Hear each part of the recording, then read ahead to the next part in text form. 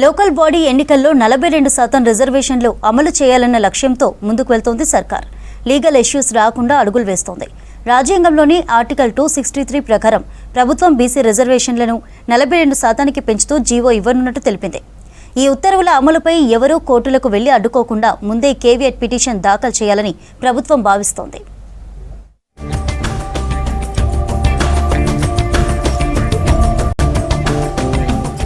స్థానిక సంస్థల ఎన్నికల్లో బీసీ కోటా పెంపుపై రాష్ట్ర ప్రభుత్వం ముందుకెళ్తోంది. న్యాయ నిపుణుల సలహాలు, సుప్రీంకోర్టు, హైకోర్టు మార్గదర్శకాలకు తగ్గట్లు వెళ్తోంది. ప్లానింగ్ విభాగంతో క్యాస్ట్ సర్వే, బీసీల స్థితిగతులపై డెడికేటెడ్ కమిషన్ ఇప్పుడు పంచాయతీరాజ్ చట్టానికి సవరణ చేసి ఆర్డినెన్స్ ఇవ్వాలని నిర్ణయం తీసుకుంది. ఇప్పటికే విద్య, ఉద్యోగాలు, స్థానిక సంస్థలో బీసీలకు 42% రిజర్వేషన్లు కల్పిస్తూ అసెంబ్లీ ఆమోదించిన 2 బిల్లులను రాష్ట్రపతి ఆమోదం కోసం ప్రభుత్వం పంపించింది. ఈ బిల్లులు ప్రస్తుతం రాష్ట్రపతి దగ్గర పెండింగ్ ఉన్నాయి. ఈ బిల్లుల ఆధారంగానే రాజ్యాంగంలోని ఆర్టికల్ 263 ప్రకారం ప్రభుత్వం బీసీ రిజర్వేషన్లను 42% పెంచుతూ జీవో ఇవ్వనున్నట్టు తెలిసింది. ఈ ఉత్తర్వుల అమలును ఇతరులెవరూ కోర్టులకు వెళ్లి అడ్డుకోకుండా ముందుగానే కేవియట్ పిటిషన్ దాఖలు చేయాలని ప్రభుత్వం భావిస్తుంది.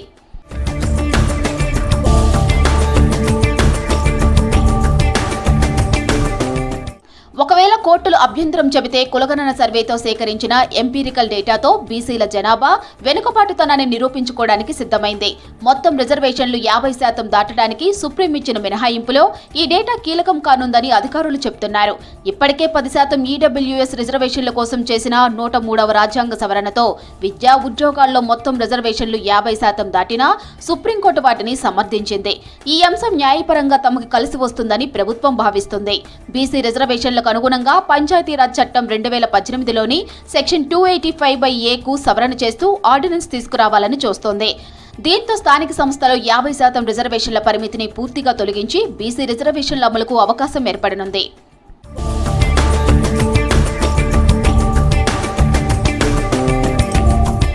రాష్ట్ర ప్రభుత్వం బీసీ రిజర్వేషన్ల కోసం 2 బిల్లులను ఆమోదం కోసం రాష్ట్రపతికి పంపింది. అయితే వీటిపై కేంద్రం నుంచి ఎలాంటి స్పందన లేదు.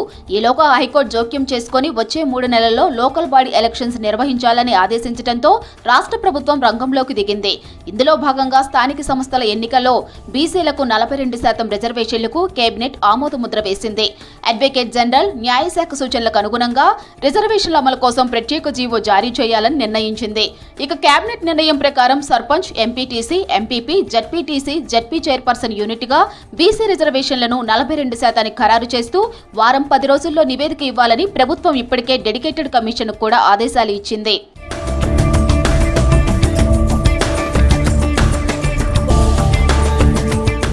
ఉమ్మడి రాష్ట్రంలో ఎన్టీఆర్ ప్రభుత్వ హయాంలో 1986లో స్థానిక సంస్థల ఎన్నికల్లో బీసీలకు 20% రిజర్వేషన్లు ప్రారంభమయ్యాయి. తర్వాత కోట్ల విజయభాస్కర్ రెడ్డి సీఎంగా ఉన్నప్పుడు రిజర్వేషన్లను 34%కి పెంచారు. 2019లో సుప్రీంకోర్టు తీర్పుకు అనుగుణంగా కేసీఆర్ ప్రభుత్వం బీసీ రిజర్వేషన్లను 22%కి తగ్గించింది. మరోవైపు మరాఠాలకు రిజర్వేషన్ల పెంపుతో 50% లిమిట్ దాటడంతో సుప్రీంకోర్టు రద్దు చేసింది. ఆర్థిక, సామాజిక వెనుకబాటుతనం ఆధారంగా రిజర్వేషన్లు ఇస్తామని, కానీ రిజర్వేషన్లు 50%కి మించితే సమానత్వపు హక్కు ఉల్లంఘించినట్టేనని కోర్టు స్పష్టం చేసింది. అసాధారణ పరిస్థితుల్లో 50% పరిమితిని దాటవచ్చని, కానీ అలాంటి అసాధారణ పరిస్థితులు నిరూపించడానికి బలమైన డేటా ఉండాలని స్పష్టం చేసింది.